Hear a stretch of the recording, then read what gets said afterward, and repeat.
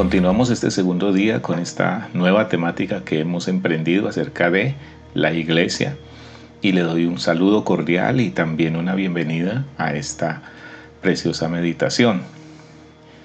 En la reflexión anterior estábamos planteando algunas interrogantes que el teólogo católico Antonio Hortelano planteaba para el año 1970 y tal vez no era su propósito presentarnos una visión pesimista acerca de la iglesia, sino más bien una preocupación acerca de cómo la esencia propia de la iglesia se fuera desdibujando para los años siguientes y fuera perdiendo su razón de ser en el mundo.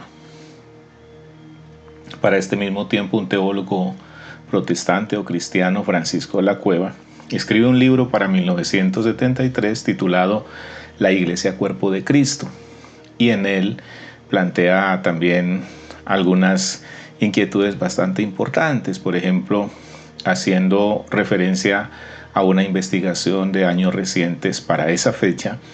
Él dice: estamos en el siglo de la iglesia, y para justificar esa afirmación él dice, tomando a un autor de apellido Dibelius, dice: en las 4 décadas que van desde 1925 a 1965 se ha hablado y escrito acerca de la iglesia más que en los 4 siglos que van desde la Reforma, es decir, desde 1517 hasta 1925.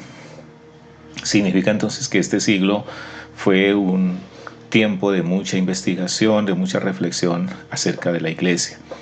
Sin embargo, este mismo autor, Francisco de la Cueva, dice: hoy más que nunca se puede hablar de crisis de la iglesia, puesto que junto a un grupo minoritario que se esfuerza por repensar y reformar la iglesia de acuerdo con el Nuevo Testamento, tomado como infalible palabra de Dios, el modernismo bíblico y el humanismo existencialista están adulterando el mensaje de Dios y el concepto escritural de iglesia en círculos cada día más extensos de las grandes confesiones llamadas cristianas, y no hay ninguna que sea excluida de aquí. Esto quiere decir que ya hay una profunda preocupación por el sabor que está perdiendo la iglesia en medio de este mundo, combinando la teología con el humanismo, el existencialismo y metiendo toda esta clase de cosas, que en el camino estaremos hablando un poquito de todo esto. Recientemente, un autor más conocido por muchos estudiosos de la palabra, A.W. Tozer, escribe otro libro, y solamente lo voy a dejar como una referencia porque más adelante hablaremos de él, y él hace un diagnóstico espiritual de la iglesia actual. Esto ya es en años recientes. Y a manera de los profetas, este conocido predicador entonces hace un diagnóstico profundo, punzante, acerca de la cristiandad actual. Sin embargo,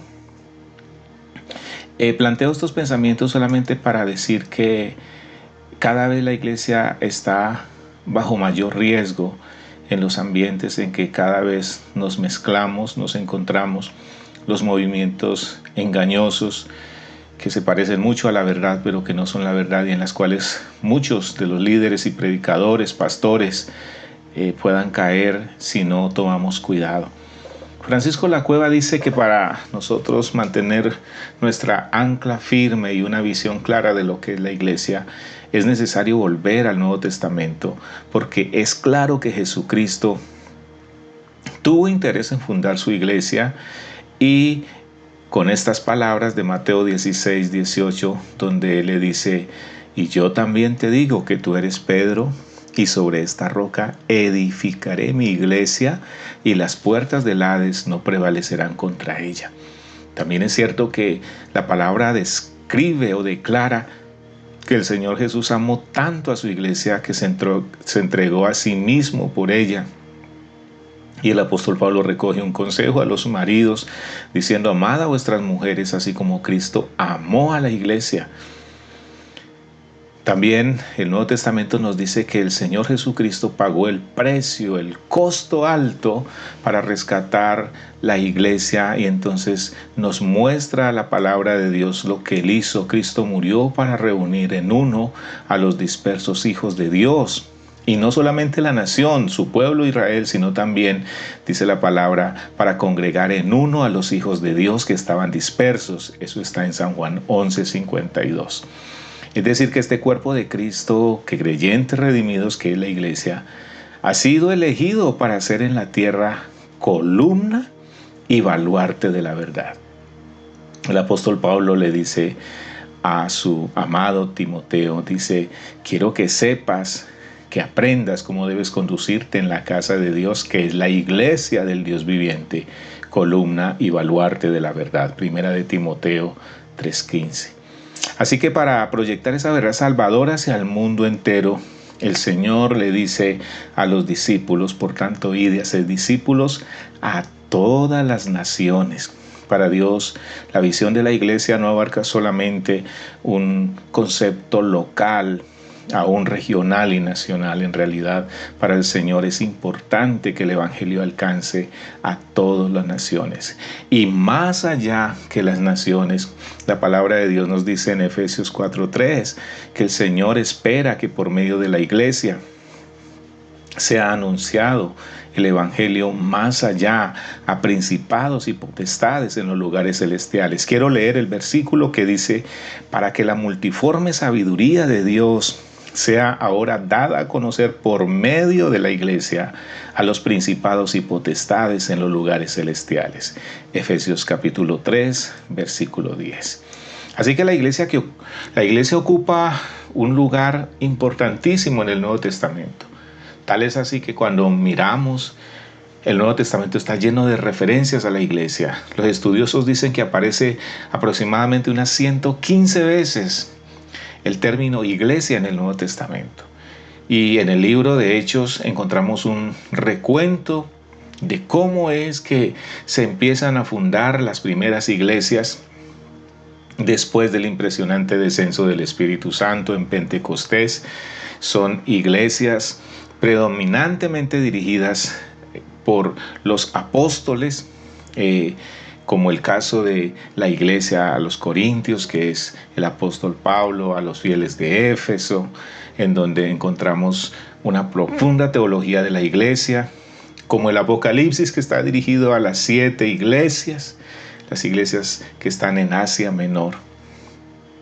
Entonces, como iglesia, nosotros debemos recordar que a través de la iglesia nos ha sido transmitido el Evangelio, que una vez nacemos de nuevo por el mensaje de la iglesia y por el poder del Espíritu, la iglesia continúa haciendo un trabajo de nutrirnos, educarnos, corregirnos y hacernos crecer.